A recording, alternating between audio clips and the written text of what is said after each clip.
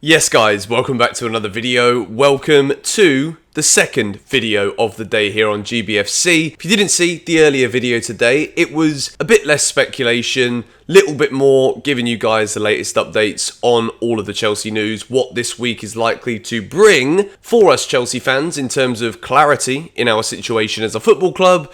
In this video today, we are going to go through 3 reasons why I believe Chelsea, despite all of the uncertainty, despite the sadness that we felt as fans for the past week or so of not knowing what's going to happen, will we be as successful?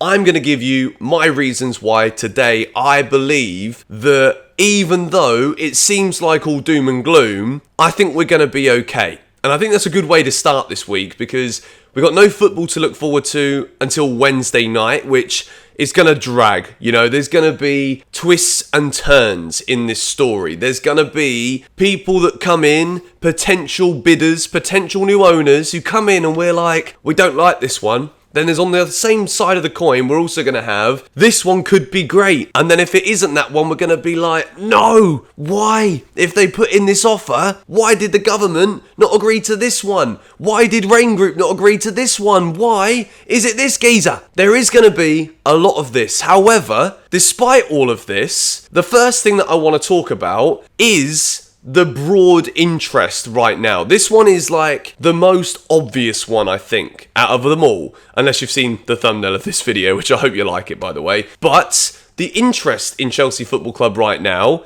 even though this is highly speculative, and we've only really officially heard from a couple of the potential buyers, such as Nick Candy was caught outside Stamford Bridge. They asked him questions. Todd Bowley and the Weiss Group have also spoken about their interest in buying Chelsea Football Club, the Saudi media group. They've also said that they would like to go and buy and become the new owners of Chelsea Football Club. The fact that I believe it is 100% in the best interests of the UK government to agree to this sale as quickly as possible, as much as we obviously at the start of all of this, we are looking at it and thinking, well, the UK government wanted to go out and sanction and hurt Roman Abramovich because of his supposed involvement in the Russian invasion of Ukraine and the war from Putin to Ukraine. That's what the war is. It looked as though, how on earth are Chelsea Football Club being so heavily punished as a result of the government trying to punish Abramovich?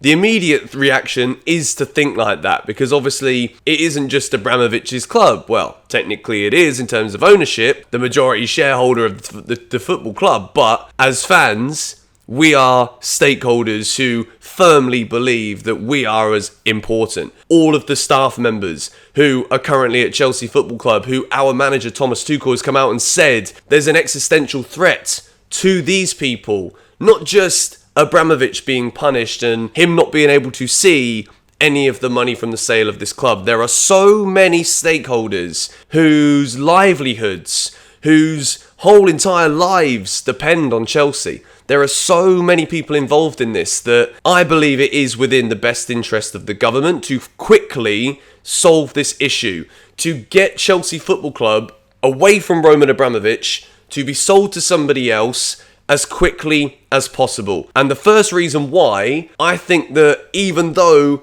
this uncertainty right now puts us in a place of doom and gloom, the first reason is there are so many interested parties that I do believe that Rain Group, UK government, those that are involved in helping to expedite this process to make it as quick as possible, they've got to be thinking about Chelsea Football Club and the wider interest of what this sale will then bring for whatever the future is going to be under new ownership. I believe that that is going to be absolutely at the forefront of the minds of those making the decisions. If you don't think that right now, I can understand why.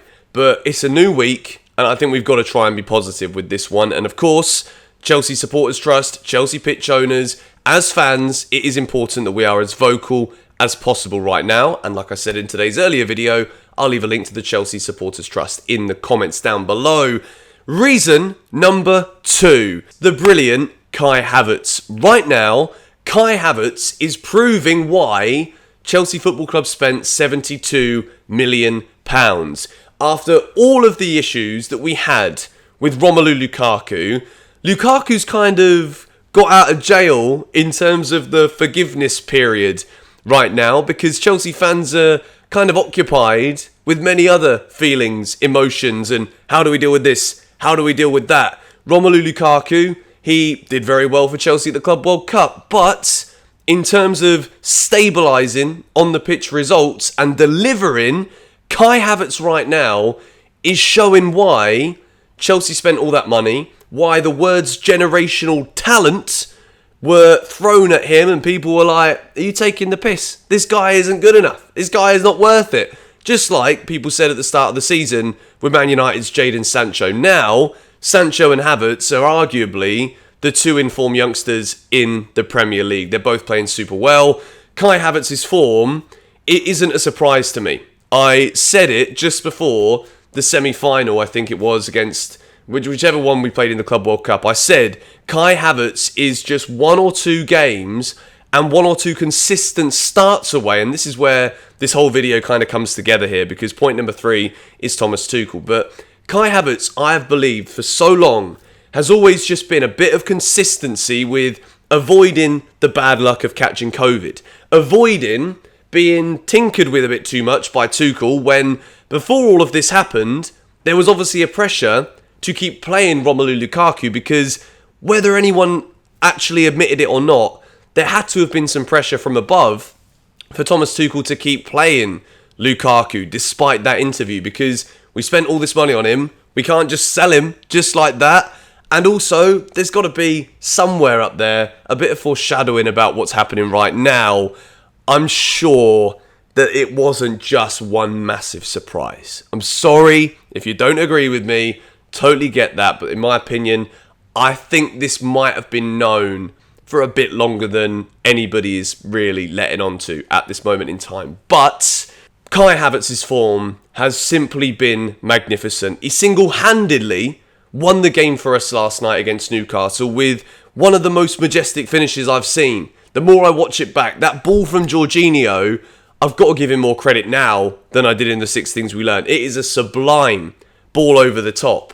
And then Havertz's finish is magnificent.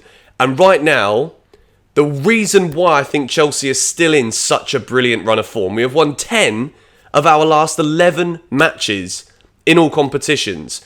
When you think of a few months ago, or, well, not even that many months ago, we had the Lukaku issue to deal with. Now, Chelsea have got this issue of Roman Abramovich having to sell Chelsea Football Club, all of the backlash that comes as a result of this.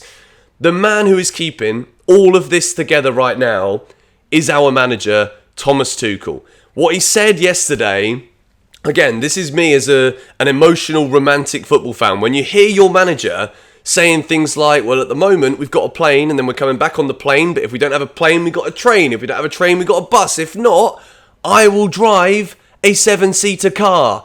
What this shows is that, unlike some other Chelsea managers who have been very successful, in the past there is this element of, what can I do about it? I'm powerless. I'm not in control.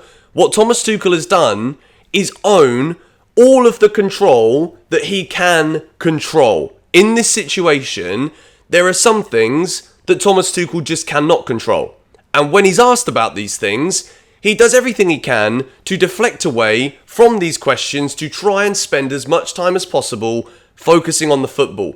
This is what we see from interviews. However, what if we see this in interviews, behind the scenes, Thomas Tuchel, you just know. I've not spoken to any of the players about this. Even if I tried to speak to some of the ones I know, they wouldn't be able to say anything about it.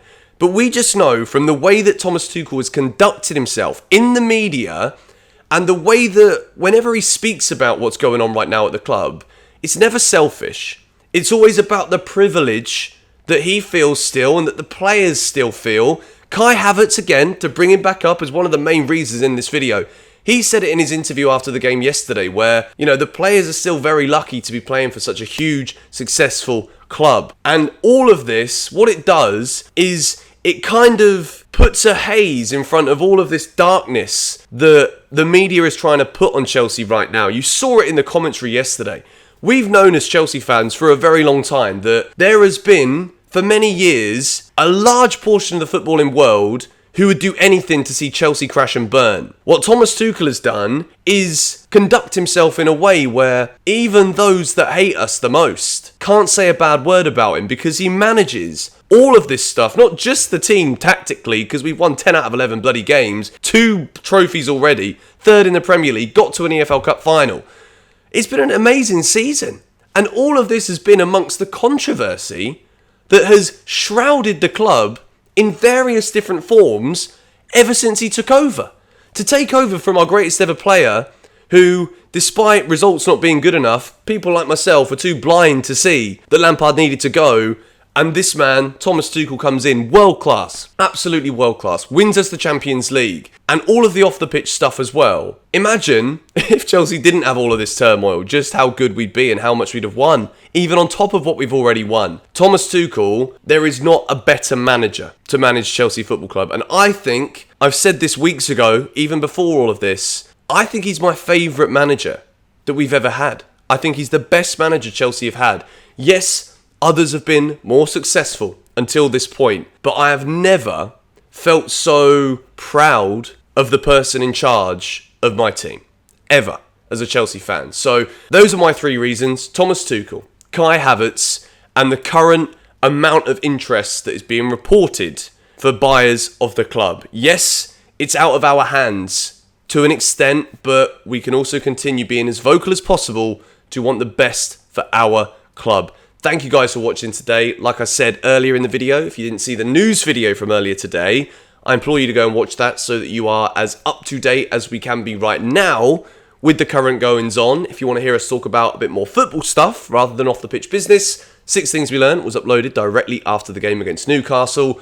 It was a fun one after the nature of that win.